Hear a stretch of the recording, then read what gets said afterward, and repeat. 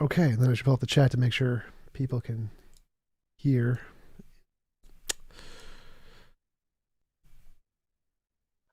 All right, it looks like we're live. So, Biscuit, thanks for coming on. Appreciate you taking the time to have a conversation with me. Would you mind telling us a little bit about yourself before we get started? Yeah, man. Like, I appreciate you having me on because I'm basically just an autodidact.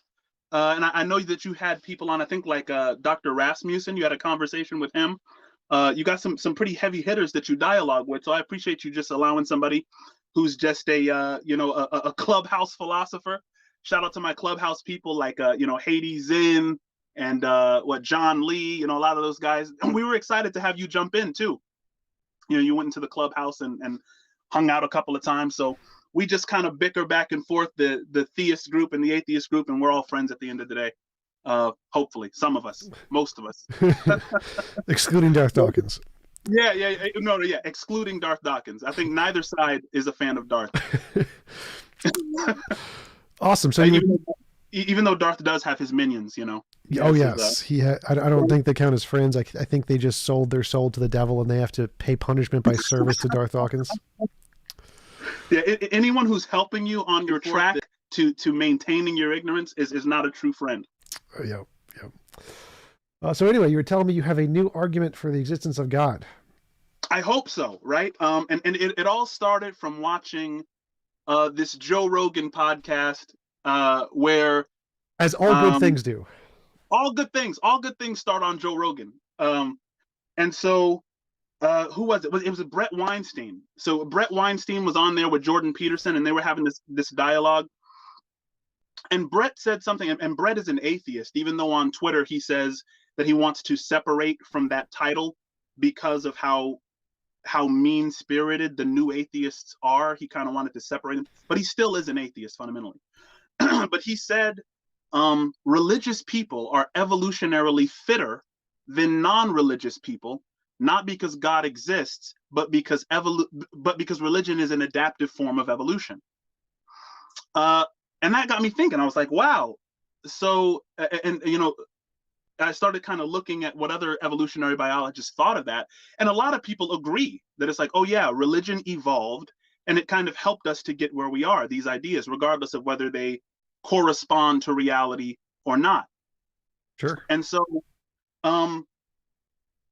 one question I would have for you in starting the argument is, do you believe that our belief in God, or the think 90 or so percent of the world that believes in God, do you believe that that's a product of evolution? Yes.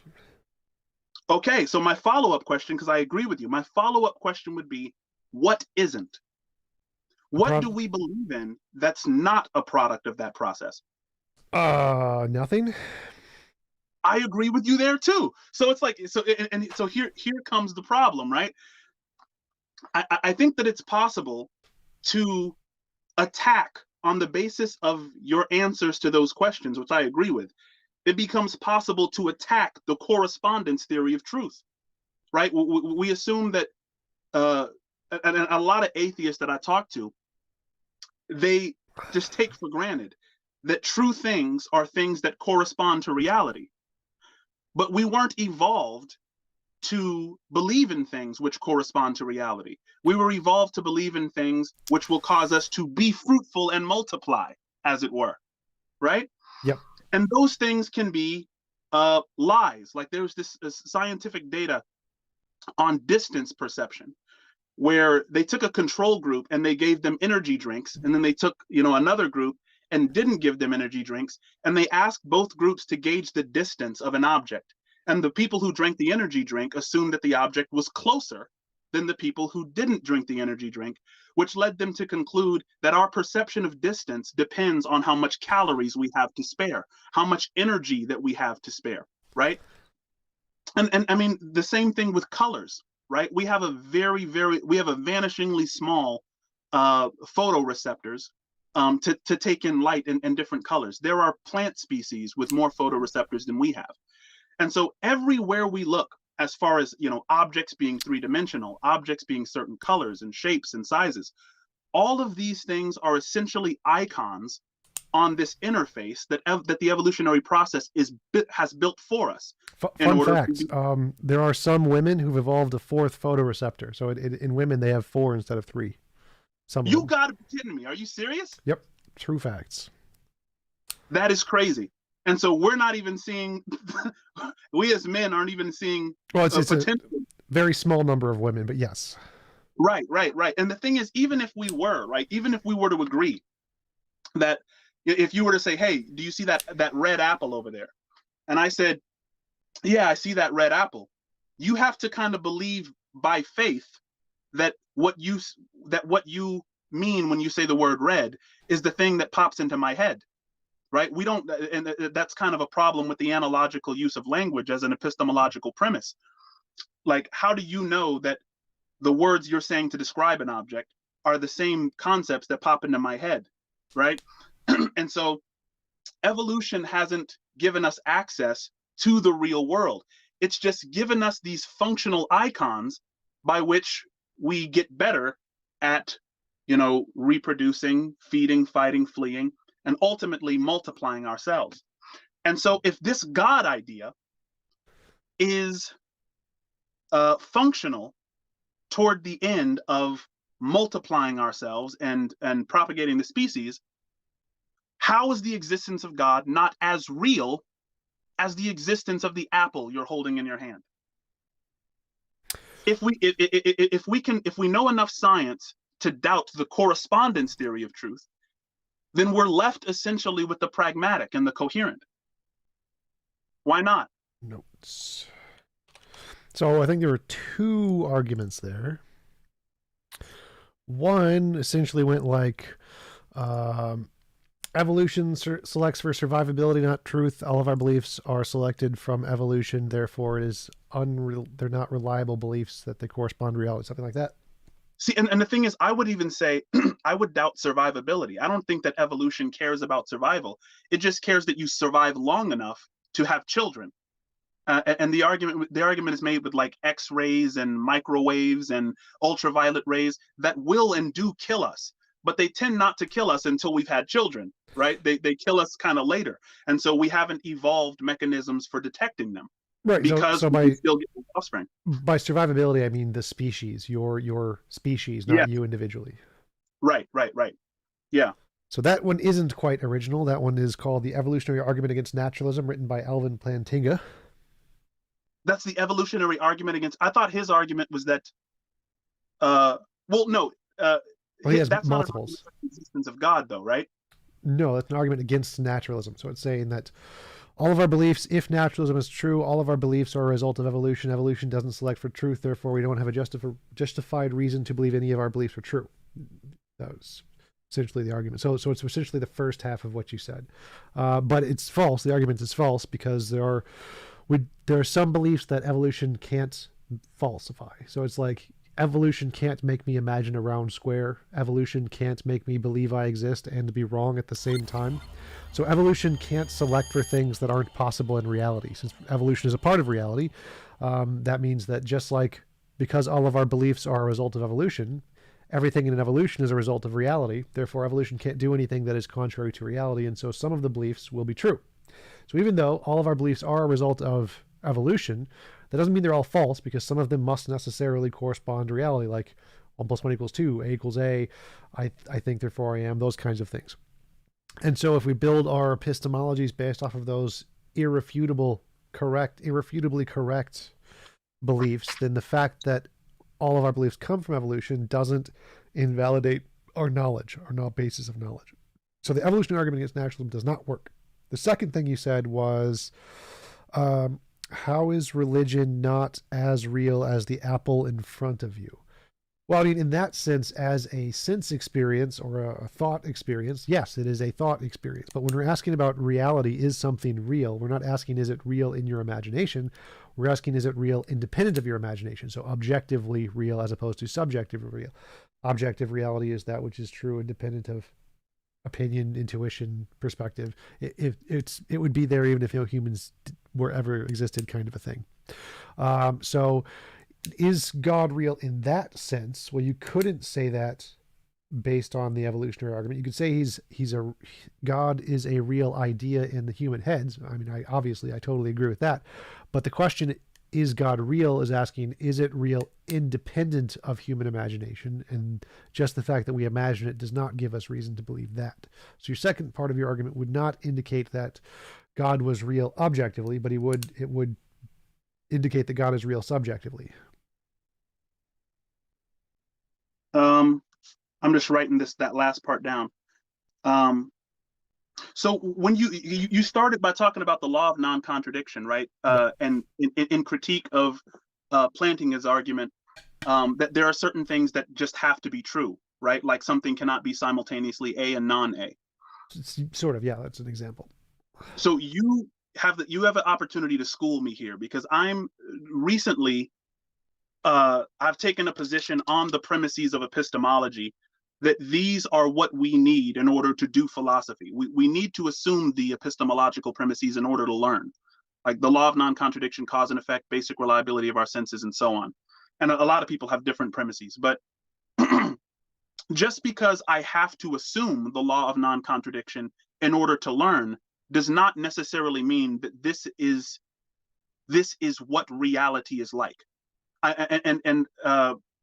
I know that sounds crazy, because I can't think of anything that I can't imagine a square circle either. I can't imagine something being both apple and non-apple. But I think the assumption behind the premises of epistemology is the study of the nature of knowledge. It's what we need to assume in order to learn things. It doesn't mean that the universe actually obeys those laws in reality. It just means we can't conceive of it being otherwise. Sure, Does that make sense? that would be a separate argument. So the argument here is that, like, you're right when you say that all of our ideas are a result of evolution, because obviously all of our ideas came from evolution.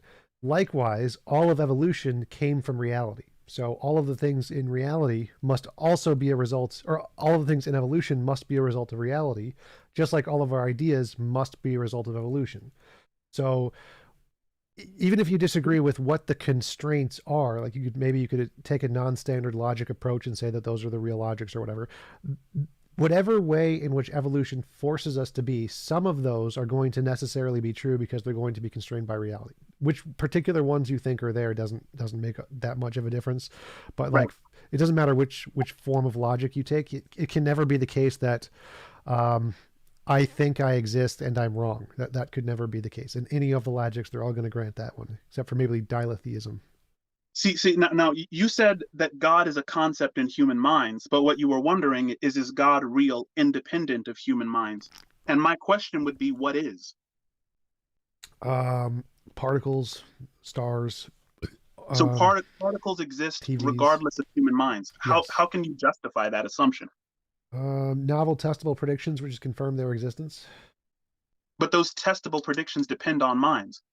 Yes, but the hypothesis is that if, like, so we start with I think therefore I am, so I'm existing, and then we want to say we need some way to differentiate my imagination from reality. Like I imagine a unicorn, I don't see a unicorn. There's obviously some difference between these two things, and the way we do that is future prediction. So if you have some model that says I can predict the future because I think it works like this, and that works, then it is reasonable to believe that that model corresponds to reality. So if you can say that I believe that when I do this experiment, we're going to get these results or whatever, because I believe there are particles actually there and you get those results.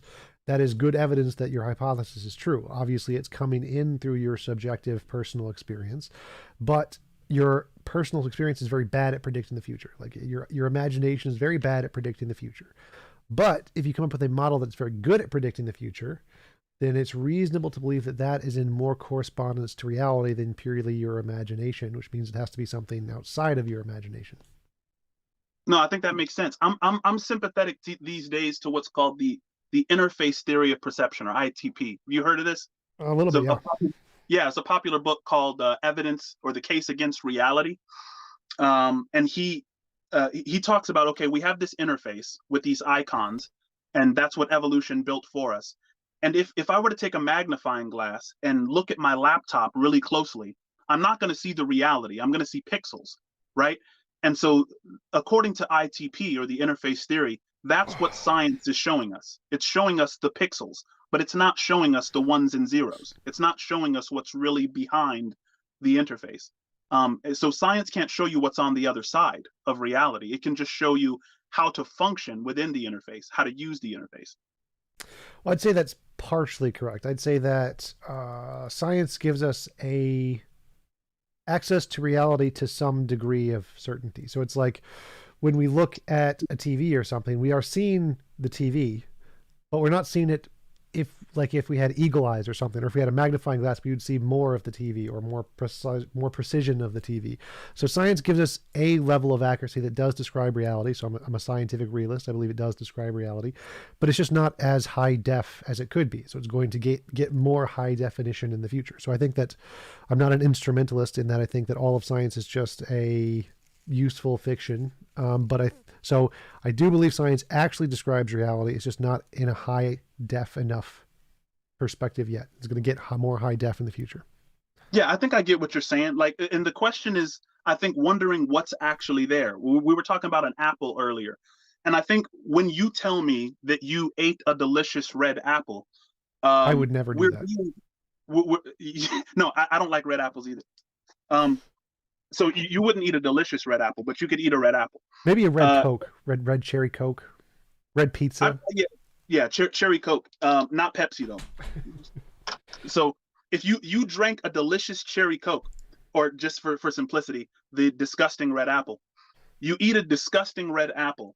We're being pragmatic for the most part, I think. We're not talking about correspondence there. When you say red, and I say, yeah, I agree, red. I'm not thinking in my head that I'm seeing the exact same color you are, and in fact, I'm probably not, right?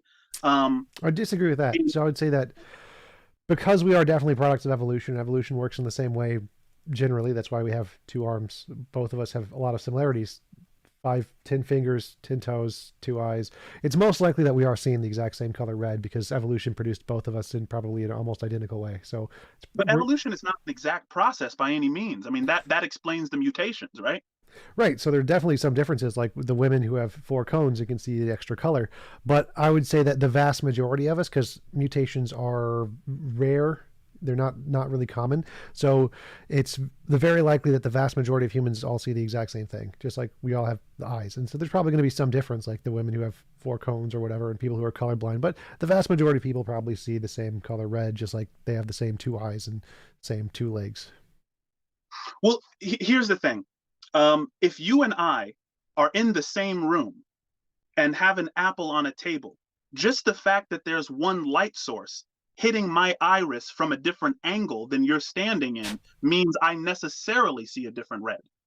And it's not a different shade of red that I could describe to you, but I think just because you're not me, just by the sheer fact that you're not standing exactly where I'm standing in a room with a single light source, you are going to see a different red than me.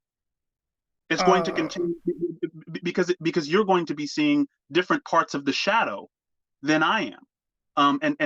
So the way that light plays, right? It's like we can't possibly look at the same object and say that is the same color. That's the exact same thing, unless we're standing in the exact same place, because we need light to behave in the exact same way in order to give us the same feature. I don't think so. So I think that because evolution works in such a similar way across people groups, that if we're looking at the apple, they're going to be pretty much the same shade. Like obviously they're going to be slightly different colors because of the way light reflects off of it, but there's not going to be a significant enough difference to call it not the same red. We can still call it the same red. Yeah, no. Now there I agree with you, right? And that's the reason I use the term pragmatism, is because it's like it works, right? It's there's no functional difference, even though we would agree, like, yeah, okay, I'm not seeing the exact same thing as you do. But even when you run into the analogical use of language problem, when you say red, you don't know that I'm not seeing what you would see if I were to say green. Right. You don't know with certainty, but you can have pretty high levels of high level of reliability that you are. Where would that reliability stem from? Evolution, induction, science, all the different synesthesia tests. But science can't get a grasp on what my experience is. That's one of the hardest problems in science right now. I mean, whenever they do these, 125 toughest questions for the scientific community in Science Daily, it's always what is the universe made of and the biological origin of consciousness. These are difficult questions. So, I mean, the scientific community wouldn't be able to tell me what shade of red I see. Well, we could actually tell you the difference between the colors you're seeing. So, like, have you seen the synesthesia tests? No. So, synesthesia tests, what they do is they have colors with little balls, little bubbles, circle thingies, and they're different colors. And if there's a sufficient enough difference in the colors, you can make out a number. It's going to be like there's going to be a 2 in green and the rest of them are going to be red. But if you're red, green, colorblind, you're just going to see they're all going to look the exact same color. You can't tell the difference. Oh, wow. So, and there's lots of these for each different That makes sense. variation of the eyes cone. So you can tell there's all the different kinds of color blindness that you have, and they do tests for all of these, and they do it for eye tests for eye doctors all the time. So we can tell the difference in like the disparity between the colors and whether or not you can distinguish them. Whether or not that you would label as red is the same as somebody else, we can say that you have the same disparity between the two colors or not as somebody else. Whether or not you would label them, whatever you would label them, is more of the problem of identity and how do you label things, which is not really the issue here. What we want is, can we say with some level of certainty that two people are seeing probably the same color spectrum? And the answer is, well, yeah, because we have the same cone structure, and when we do these tests, we have similar results for different people, and we can tell when they do have these results, we can fix them with certain things. Like if they're red, green, colorblind, and we give them glasses that are a certain kind to fix that, we can fix the problems. And so we do have a pretty good reliability of to how these relationships work and what the people are seeing. Even though we don't have certainty, it's always possible that they're seeing Yeah. green when you see red. It is highly reliable. Yeah, they're seeing the same color you are. Right. And that would be one of my critiques of the correspondence theory of reality, is that it plays on the desire for certainty so much, at least in the circles that I run in. What? So I mean, the have you ever heard of like the concept of the paralysis of reality? That if we were to see what really was, we would be paralyzed by it. And that's the reason that evolution has given us these icons, or these concepts. So, and in a similar way, I'll go back to the laptop. If in order to send an email, I had to get all the ones and zeros and really see what the programs really are, it would take me a week to send the email, right? So, the creator of my laptop gave me icons to function more easily so that I can get things done. And in a similar way, we understand that when objects are hot, their electrons are moving faster within the object, right? Super fast. And when an object is cool, the electrons are moving at a slower pace. If I had to perceive that reality in order to gauge what things I should touch and what things I should not touch, I would be paralyzed. I wouldn't know, that's too much information to process. And so what evolution has done is given me these easier icons, easier things to understand. But the question is, what's actually there on the other side? When we talk about an apple, we can agree, I think, on a pragmatic level of what an apple is, its shape, its size, what it tastes like. But the question is, what is there on the other side? Because evolution has been telling us something about apples throughout this journey, right? That there's something about them which increases our likelihood of reaching an age where we will give off offspring. And so the question might be the same if I were to ask, what is the evolutionary process trying to explain about this God concept? Because there are other things which have paralyzed our ancestors. The concept of death, for instance, right? That you're going to die, that there might not be anything on the other side. The questions of origin and meaning and morality and destiny, right? And there's something about the God idea that, as an icon, we kind of see it, functioning in societies. But what's on the other side of that? What is on the other side of what evolution has left us? as far as the God idea goes, because it's been beneficial, it's been adaptive. So what was the question there? Like, obviously we can't have certainty that other people are experiencing, but we can have it with a high level of probability. And you mentioned that the correspondence theory is obsessed with certainty, because that is not my experience. My experience, the consensus in philosophy and science is fallibilism. Fallibilism is the position you don't need certainty for knowledge. And that's like a huge consensus in both philosophy and science, that you don't need certainty. That's one of the major positions that most So people why agree am I on. asked so often to prove things? It's like people say, "Oh, you said this, prove it." And I have to always constantly remind people that we shouldn't be looking for proof. Proof is very rarely forthcoming. What we should be asking each other for is evidence, for which there, seems to be, in my opinion, an abundance for the existence of God. But Yeah, it's a colloquial debate tactic. It's kind of like a precept, like Darth Dawkins. Like, they're asking for absolute certainty. They're saying, "How do you provide yeah, certainty for God?" And it's an easy way to win a debate, because if your opponent can't provide certainty, then you said, "Ah, you can't provide certainty, so I win." When obviously that's not how anything in reality works. Not how science right. never proves anything. So, if you're in a serious debate conversations, it's more about, does this increase the probability the proposition is true, or does it not? And that's really what is more interesting. It doesn't really matter if you get 100% or 90 or 80 or 70. It just, does this raise it above 51%? Is this evidence or is it not evidence? And how much evidence is it, is the real interesting debate.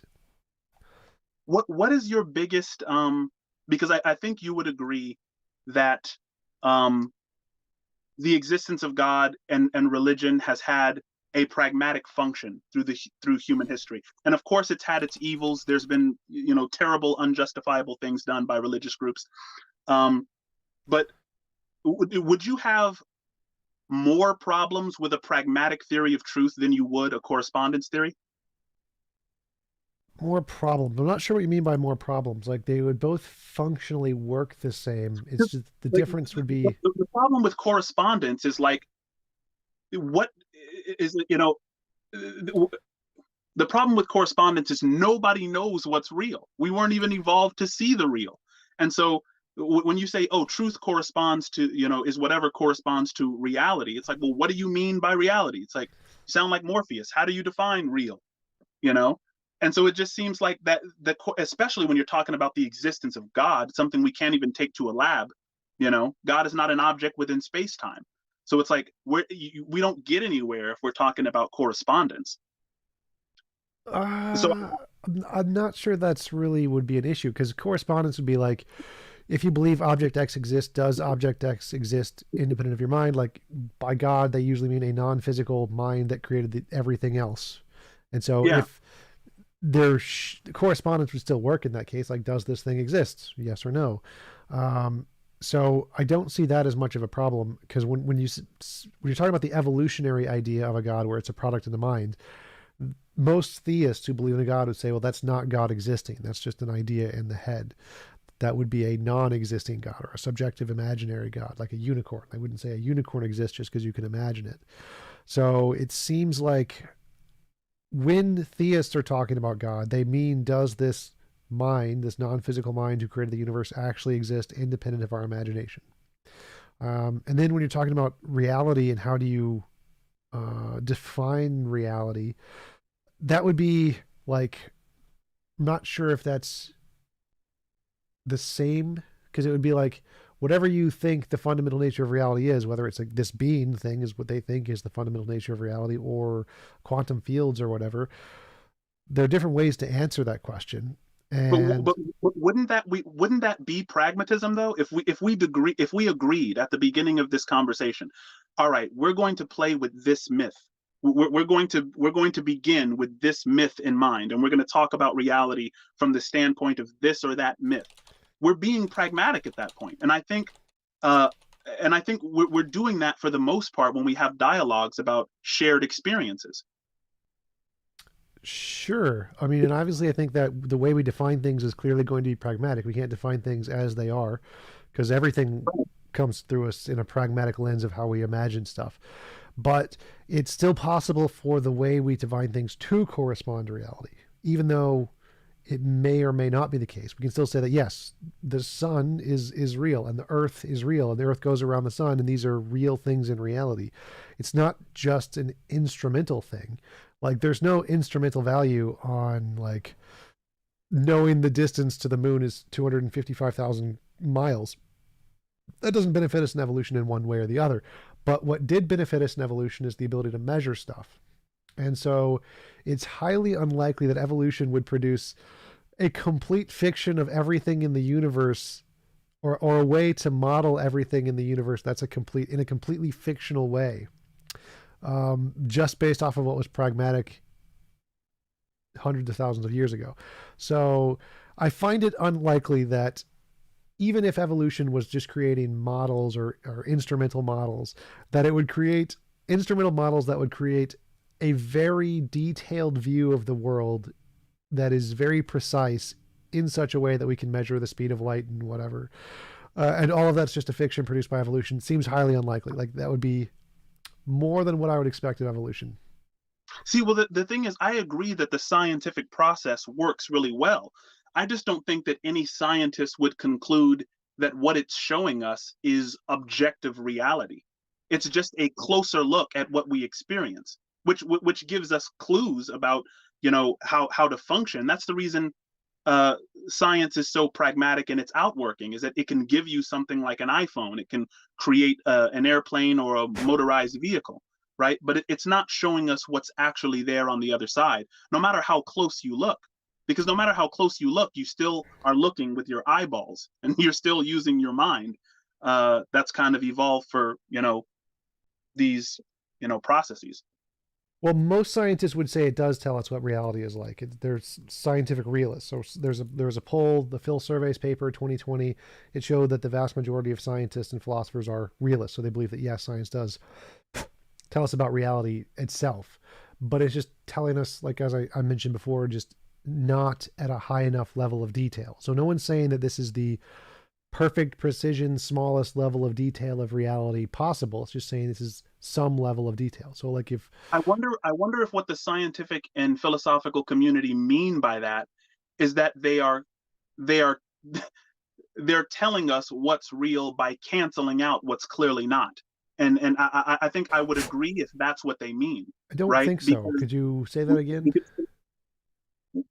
like when the scientific community lets us know that our photoreceptors, we have less photoreceptors than some plant species, lots of different animal species, they're not telling us who sees reality correctly, or who views colors correctly, but they are telling us something about reality and showing us that we don't view it correctly, because that is a question about reality, and it does answer a question. um, Could you but ex- I don't know that, could that you anything's been able to accurately get us to the other side. could you explain what you mean by canceling out what's not in a little more detail? Like I don't understand that. Yeah, I think you said rightly that science doesn't prove things, right? But science does disprove things, namely Uh, its own. Like a scientific hypothesis can disprove another hypothesis. So, like the inference to the best explanation given multiple competing hypotheses, there is a best explanation that cancels the majority of the hypotheses. So there'll be one hypothesis that explains the majority of the data in the simplest way, um, and that essentially does the work of disproving, what used to be assumed. Like I think that they've disproved that the Earth was flat, which used to be an assumption. I don't know if it was popular worldwide, but it used to be an assumption that the Earth was flat, and the scientific community has disproven that. well, not exactly. So like we could all be in the matrix and the world could actually be flat. It's just an illusion or whatever. So science can't disprove that. What it can do when Right, it right. disproves a hypothesis, it says, if my hypothesis is true, that there is an external world and that the world is flat or whatever, then here's what we'd expect to see if I do this experiment. And if you do the experiment and you see something different, then because you've defined your hypothesis as being, if this is true, this is what we will see necessarily, and you don't see it, then your hypothesis must be false because there must be something else you're missing. And so science can only disprove well-defined hypotheses where the scientist literally says, Yeah. if this is my hypothesis, this is what we will necessarily see. And if we don't see it, then my hypothesis is false. But if you just define a hypothesis vaguely enough, like science can't falsify it, it's unfalsifiable, because it could be like, well, we could be in the Matrix, and so maybe the world's flat or whatever. And so science, there's this problem in science called the problem of underdetermination. Have you heard of that one? No. So the problem of underdetermination is the fact that Underdetermination. Underdetermination. Underdetermination is the fact that every single piece of data, every empirical piece of data can be explained by infinitely many hypotheses. Always. So, like, maybe the whole universe was created by a leprechaun, or a potato, or a magic unicorn, or 2 magic unicorns, or 3, or 4. You can make up infinitely many hypotheses to explain all of the data. And so there's no way that we could prove one is absolutely right and another is, all the others are wrong. All we can do is say that this hypothesis was able to give us the ability to predict the future first. And so it's the best. That's essentially, and then most scientists say, if we can do that, then that's reason to believe it's true. Like objectively describes reality. This is what we have a reason to believe is really, really there, kind of a thing. So it's called science. Isn't there also kind of this lean toward simplicity at the same time, that if something can explain the same amount of data more simply, then that's a favored hypothesis, right? Sort of, because simplicity is arbitrary. You can define it in many different ways. Like God, people define it as ontological simplicity, where it's made of the least amount of stuff, least combination of stuff. Nobody in science uses that. That's a very stupid definition. Physicists use mathematical simplicity. As long as it's mathematically elegant, that's what is the preferred simplicity. So simplicity is more of a pragmatic thing, where it's like it's just better to use a simple way than a complex way. Because that's what I use to, like, when you get into these philosophical discussions, somebody brings up Santa Claus, right? It's like, well, there is evidence for Santa Claus, obviously. But there are more simple explanations that explain the data, right? That you get presents under the tree on Christmas Eve, and those presents, what you got, seem to correspond to what you asked the guy for when you sat on his lap in the mall, right? So that would be evidence in favor of Santa Claus. The question would be, is there an explanation that has a more simple hypothesis than somebody who flies around the world and does all of these things, right? So I think that's where simplicity comes in handy. Well, sort of. So there's cases where simplicity is not preferred. So, for example, maybe what's causing lightning? Was it one guy, Zeus, who's just hanging out there using his hammer to, or just throwing the lightning bolts or whatever? Or is it trillions and trillions of particles that are rubbing together and creating friction and then creating a electromagnetic field that then generates a big zappy thingy? Well, if you're going to argue for simplicity, I mean, the Thor thingy seems a lot more simple to people like 3,000 years ago. But when we discovered it, we're like, nope, it's not. The simplest solution doesn't necessarily work there. It's only simple once you understand the relationship of the physics and the fundamental laws. Then it seems simple because the math is simple. But when you look at it from a perspective of a human person, the simplicity of trillions of particles rubbing together is significantly worse than one Zeus guy, which is many people might think they think God is a simple explanation. So simplicity is kind of an arbitrary term that is self-referring to whatever the field uses as the most successful methodology. So if the most successful methodology in the field produces the results, that's essentially what simple means in the field. It's not like there's some objective definition of simplicity. Yeah. Well, I didn't want to piss off your audience too much more, because they're probably thinking, okay, where does God come into play here? And my question to you would be, if you agree that the belief in God has been an adaptive form of evolution, and I think you do, right? Sure. Okay, so if the belief in God has been an adaptive form of evolution, what do you think that translates to on the other side? Because other side? I'm sorry? Other side of what?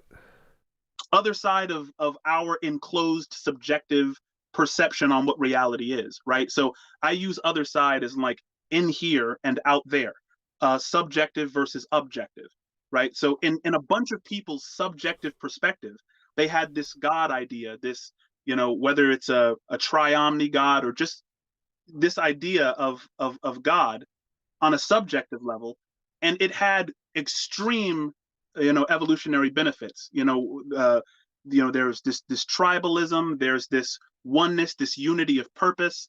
I mean, and it even translates to today's societies where, in Christian nations, right, you just have, and this kind of sucks. I don't think that this is necessarily fair, but you have a lot more opportunities. You have, an easier time finding a mate, finding a wife. My wife happens to not be Christian, so that's uh, uh, even though that worked in my favor. She's a great woman. But Ouch, Christian women just smack, just like, oh God. Right? What do you think that is though on the other side? Like, what is evolution trying to tell us about this God idea?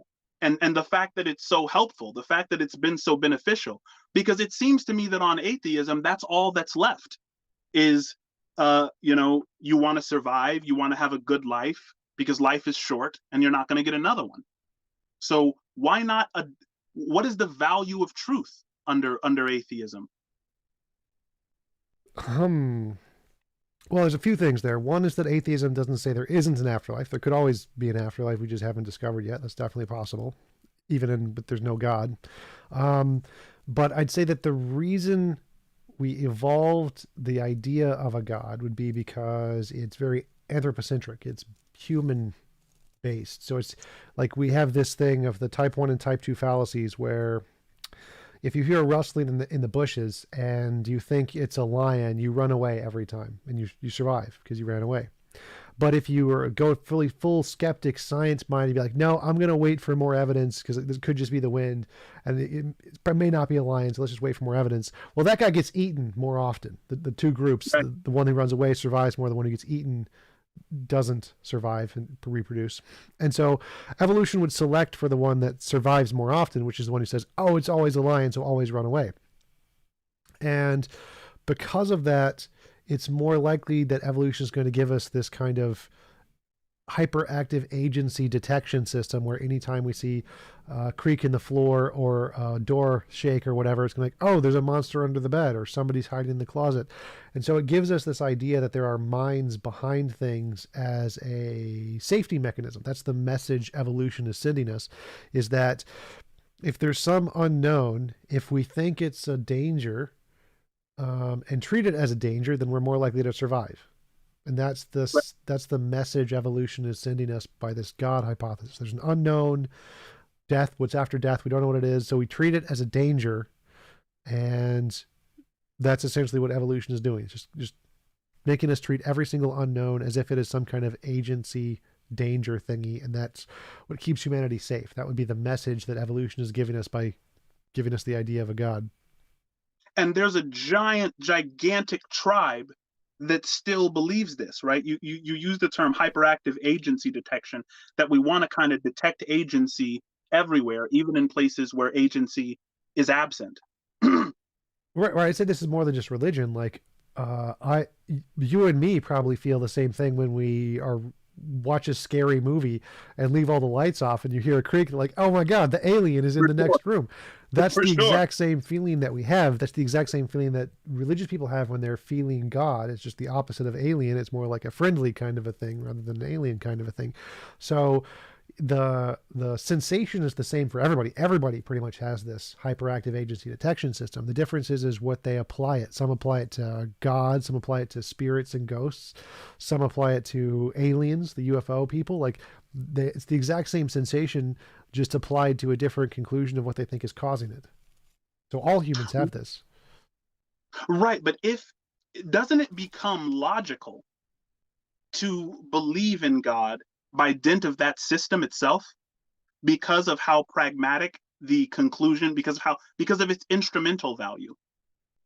Because we're not sure of its correspondence value. I think any honest person has to say that they're essentially agnostic about it.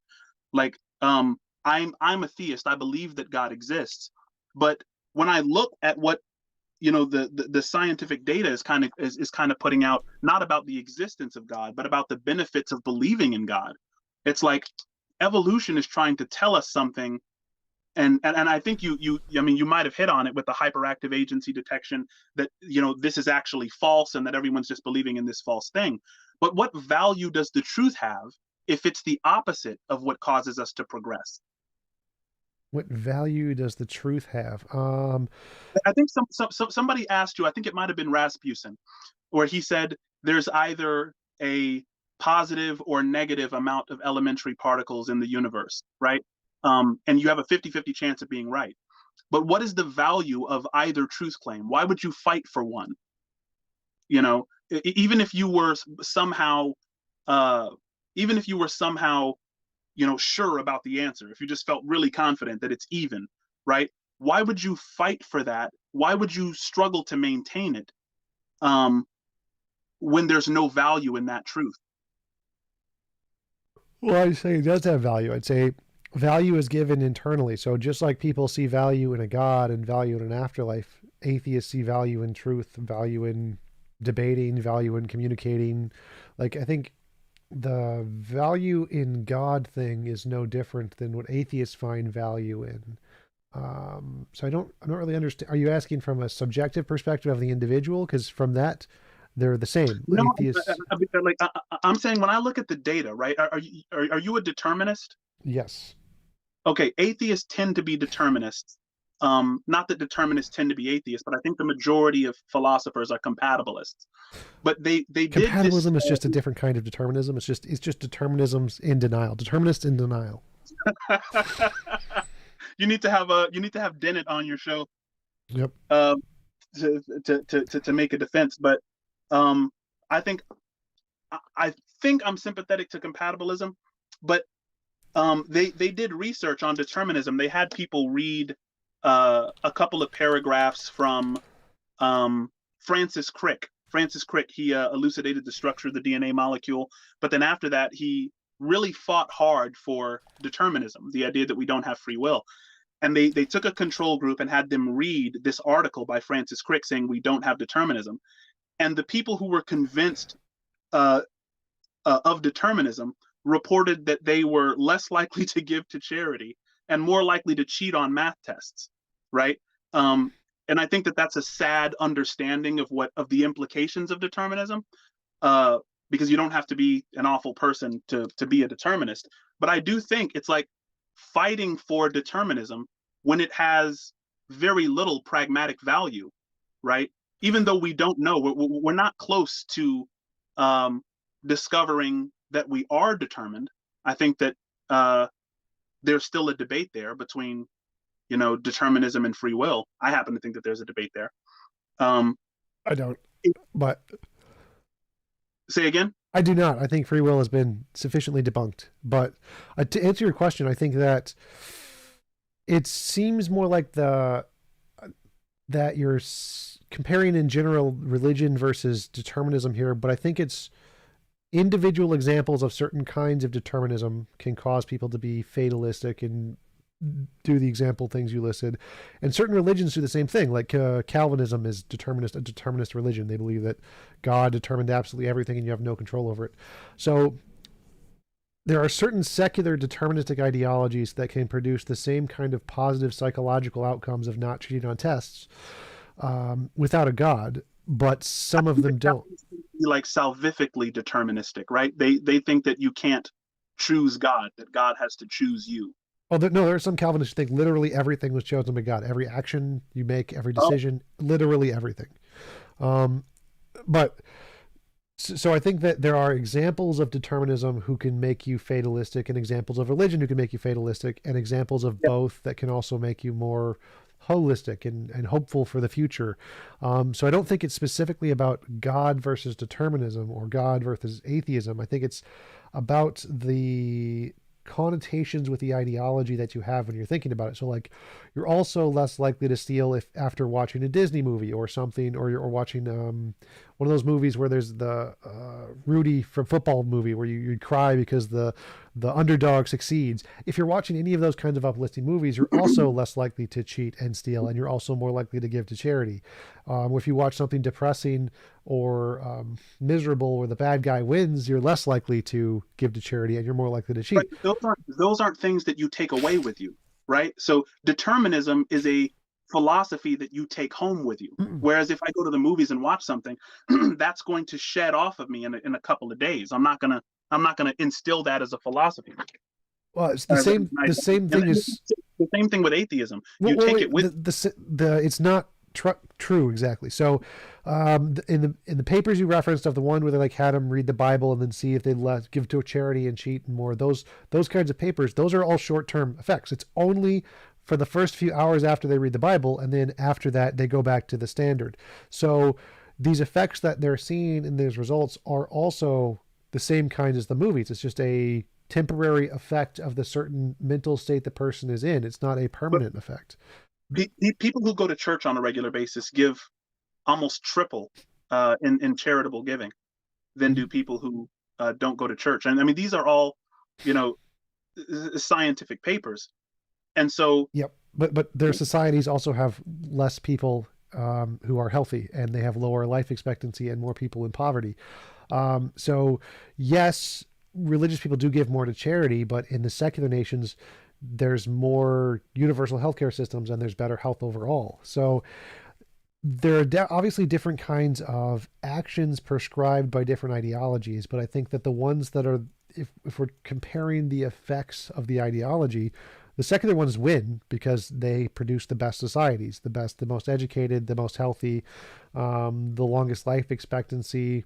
and by secular society, you don't mean that the majority of the people within the society are non-religious. That's what I mean. Yes. The majority. So, what is the society in which the majority of the population is non-religious? Well, the UK just went over 50% non-religious recently. A lot of the European states, Japan, the bad examples like China, Russia, North Korea, those are like the worst examples. But if we take the overall average of countries who are majority non-religious people, the average of them is significantly higher than every other country or every other demographic combination of religious countries in the world. So I don't remember which of the European countries, but it's the general, like Australia, Denmark, Sweden, Germany, Netherlands, blah blah blah. Some of them, I know Iceland is majority Christian, but it's just those. All of those are majority. Most of those are majority non-religious.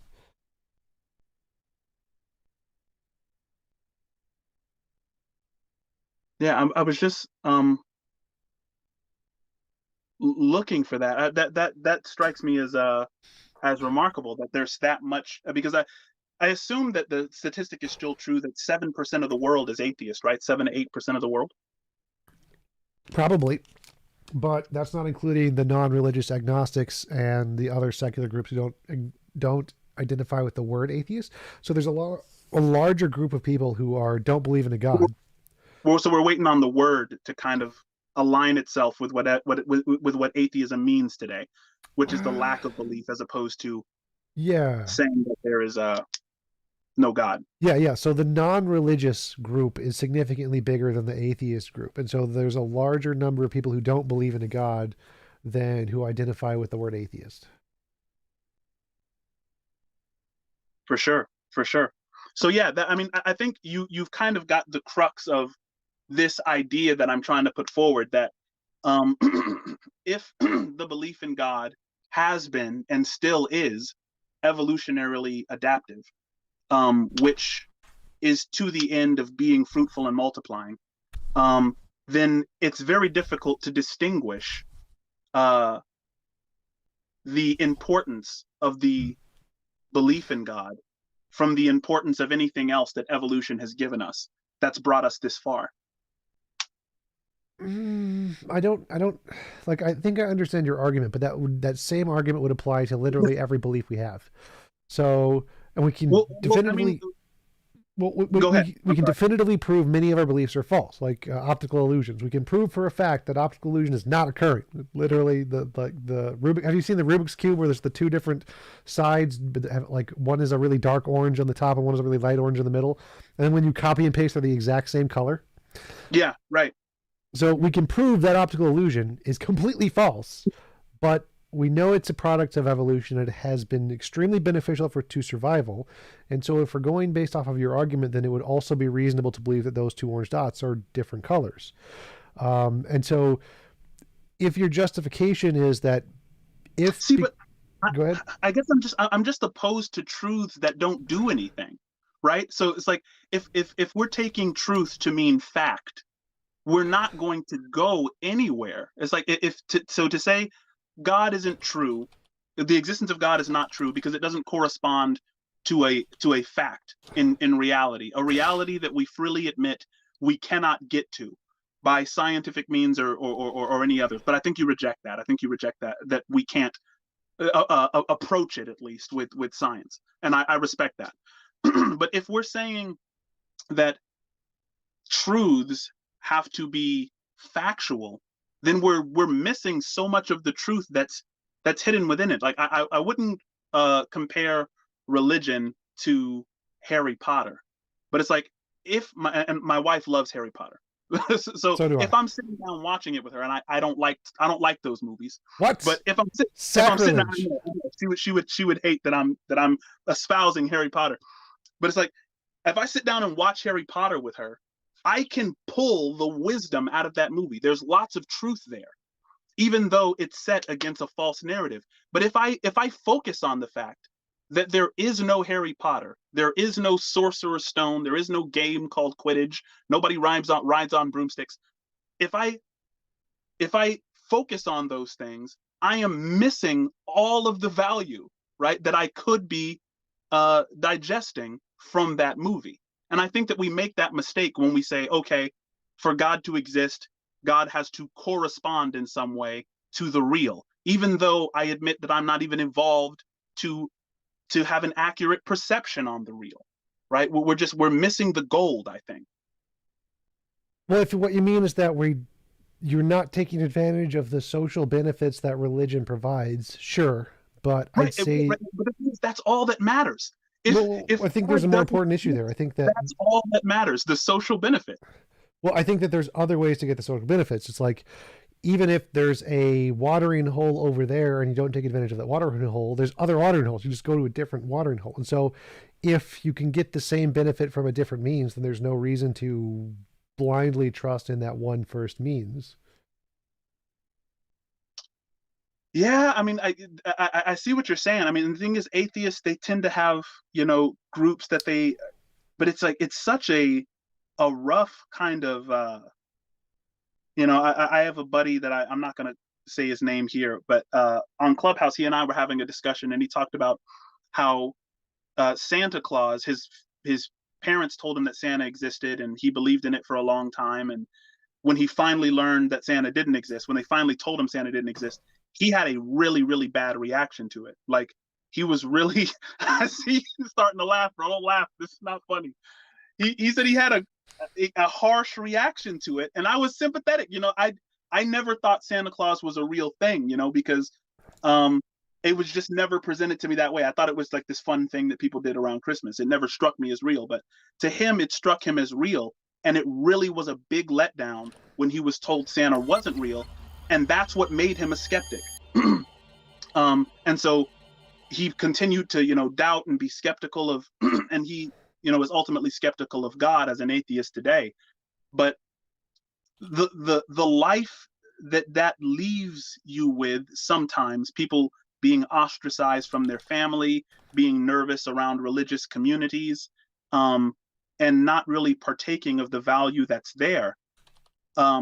Even if I were an atheist, I would imagine that I wouldn't want my daughter or son to be one, just because of the problems that are associated with it from a social standpoint. And that would be the entirety of my interest as someone who believes in evolution, and in that, this process is, you're going to be a lot happier if you have a tribe within society. Sure, but I mean, obviously, the atheism movement is a relatively new movement in human society, whereas religion is many thousands of years old.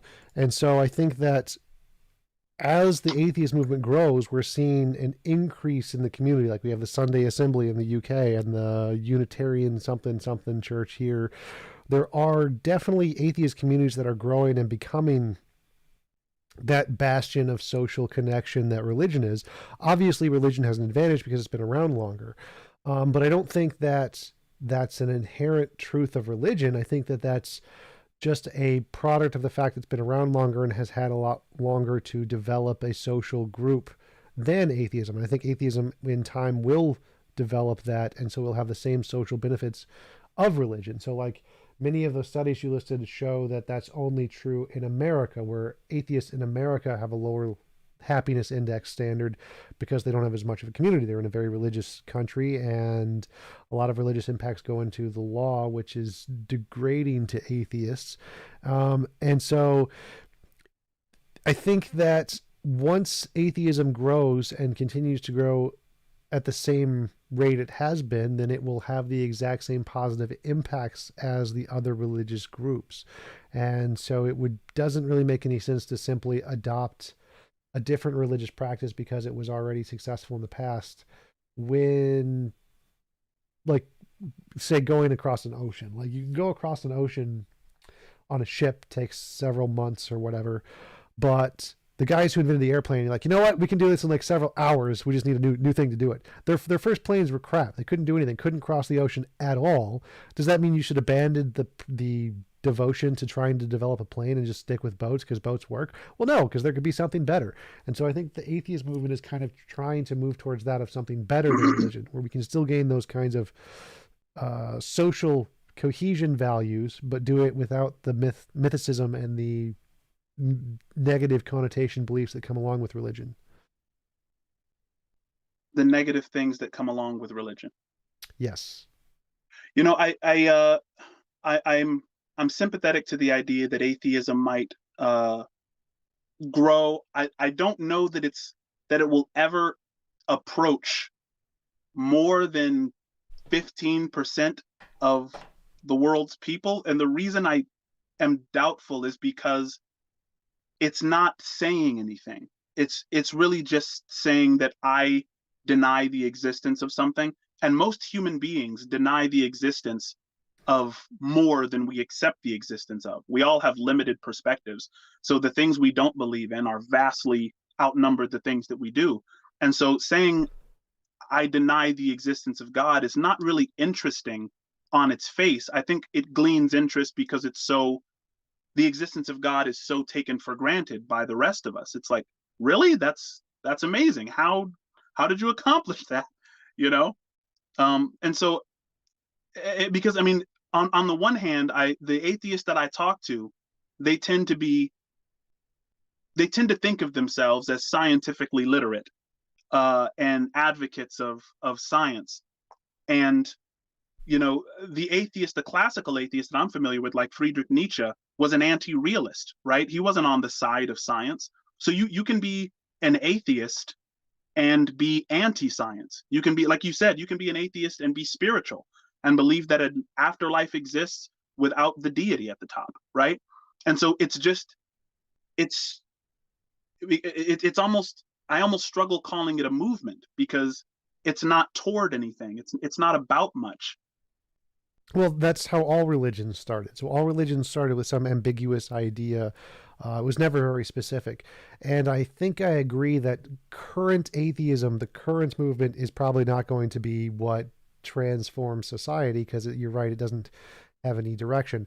I'm trying to start an atheist church. I'm trying to start a church that's based on my objective morality and say, if we have this goal of this objective morality, where the goal is to build a world where it's impossible to force anyone to do anything they don't consent to, and now we have this ideology to group behind, then that version of atheism, or those kinds of versions of atheism that have something to tie their community together, are the kinds that are more likely to grow and develop into something like a religion.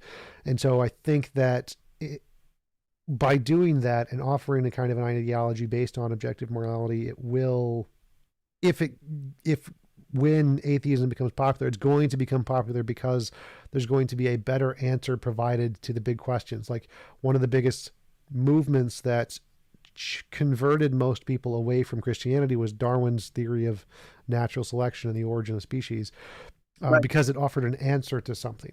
It obviously was still atheistic. He didn't believe in a God, but that did convert a large number of people to stop believing in a God because it offered an answer that previously God was thought to be the answer for. And so once we have a similar solution to morality, I think that we're going to have another big wave of converting people to atheists.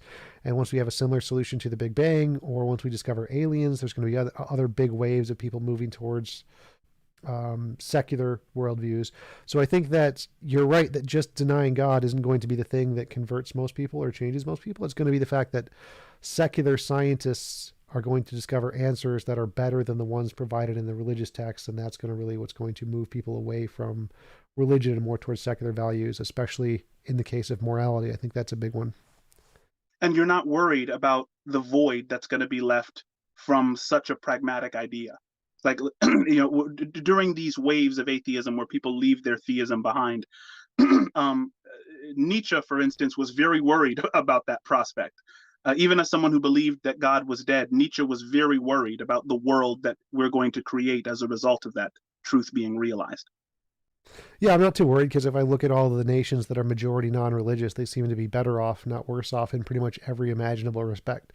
So there doesn't seem to be any kind of negative psychological impact to leaving religion in those cultures at all. Like I remember one of the most ridiculous examples is that I think it's in Sweden. Is it? I don't remember. One of the nations where Breivik something, the guy, the mass murderer, like worst mass murderer of all time, killed 400 people or something. He's in a prison there's a prison there that where the mass murderers go. They're on an island with no guards, no fence, and there's a maximum prison sentence of I think 20 years, and then they're let free. So the societies are very different in the secular countries, but they seem to be better off psychologically than everywhere else. I don't see the negative side effects that Nietzsche and other proponents of need God advocate for. It seems like those societies that are non-religious do better off in many cases, most cases, even. I like it, bro. I respect it. I mean, the only thing that I would say is that I think when you look at places like China and Japan that have these giant numbers of atheists, they are the types of atheists that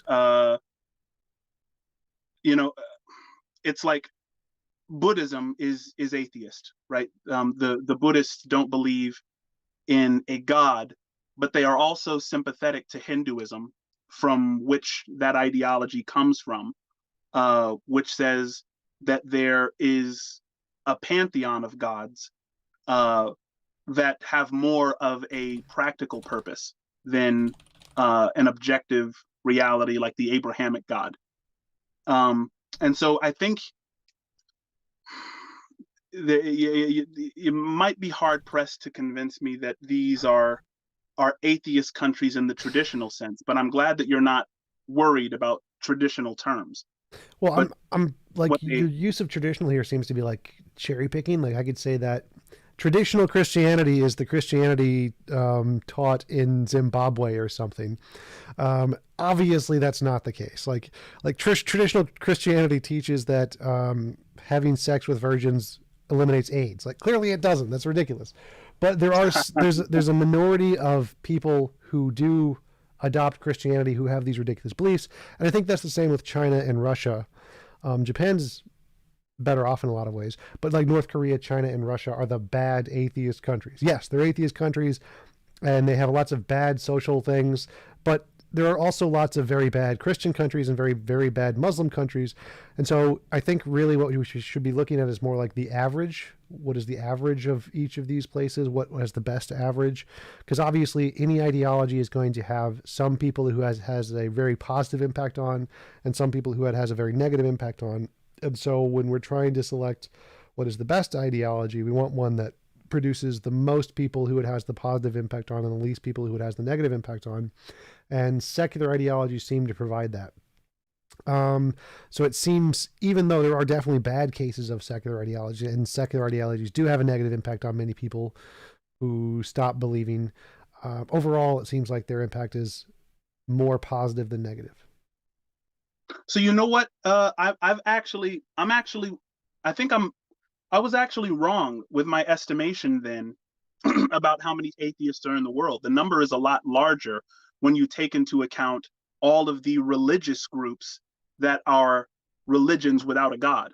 Yeah, like the polls in Right? America, it's like 25% are non-religious. UK, it's 52% are non-religious. So yeah, it's a very big number. I think maybe the reason the numbers are so skewed is because certain people are assuming that to be an atheist, you don't believe in the supernatural at all. You don't believe in, you're a, evidentialist to some degree, and they're maybe taking the name to mean something that it doesn't necessarily have to. Do you hear that? Yes.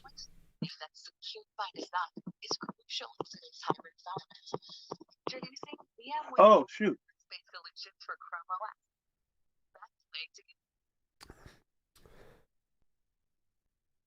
All right. Sorry, my YouTube just opened.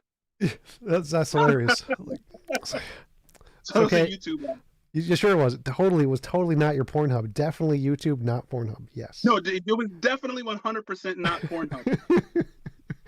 It's like your wife's in the chat. She's like, boy. I just had to double check that it wasn't Pornhub. But bro, like legit conversation, man. Like, I really appreciate it. I really don't have anything else to add, man, other than that was my, and I'm gonna formulate it in a way that makes more sense. But I think you've really kind of got where I'm coming from with it. I think that if something is, if we're gonna call ourselves humanists, and I know you haven't referred to yourself that way, but if the betterment of society is our goal, I don't think that we should look to attack things that have bountiful amounts of instrumental value, let's say.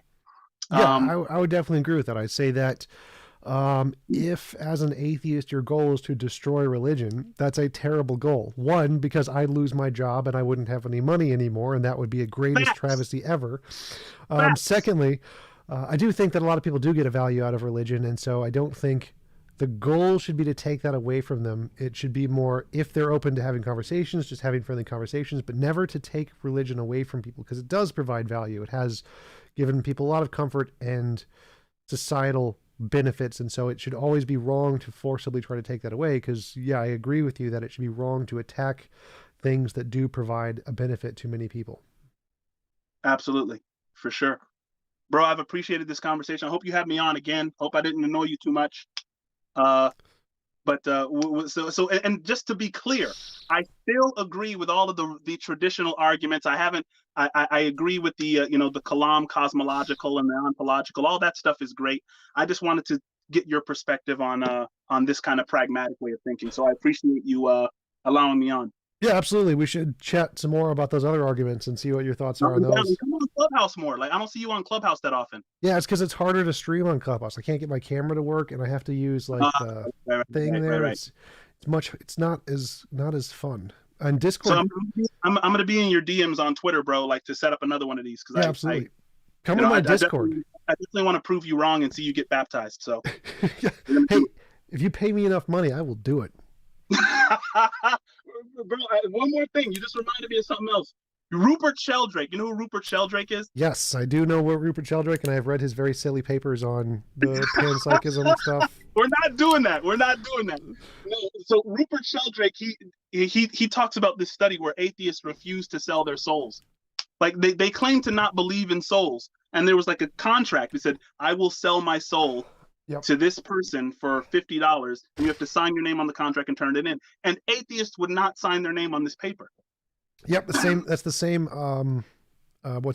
Anthropocentric fallacy of hyperactive agency detection. It's the exact same as the ghost under the bed. It's like if you ask someone to go into a haunted house, most people will say no because it's a haunted house. Like there's no ghosts, but even if they don't believe in ghosts, it's a haunted house. They're still not going to go in. The same thing applies to like death. Because it's an area that's like an unknown, like under the bed or in the closet, something you can't see.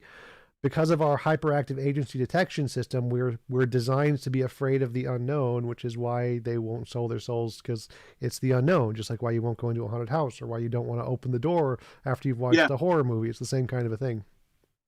For sure. All right, man. I'm gonna get back to work. I appreciate you, bro. I'm gonna be on again, hopefully. Yeah, absolutely. Thanks for coming. Keep doing what you're doing. Keep questioning. Absolutely. Thanks for coming on. Really appreciate it. And I will see you later.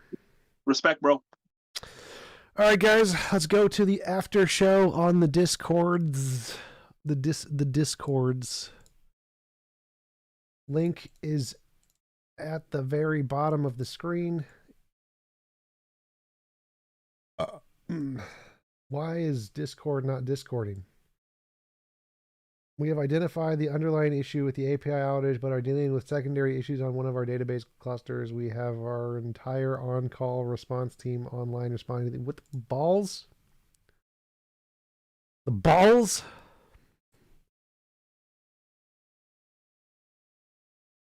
It looks like Discord's broken. Can't do an after show if the Discord's broken. That sucks.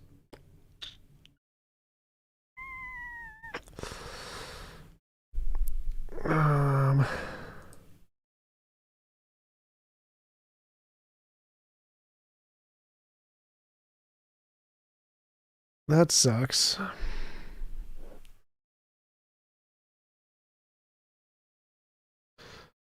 Meet Tom and Mystic Jump after this conversation in the Discord, which is currently broken. Made by Jim Bob. Super chat. Truth is presupposed before a fact is established. I don't know what that means.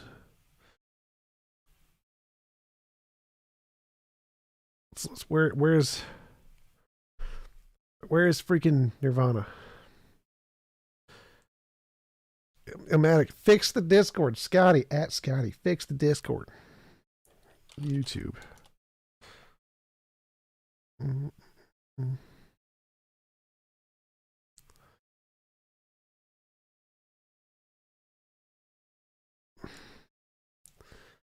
Well, if Discord's broken, can't really do anything. Damn it.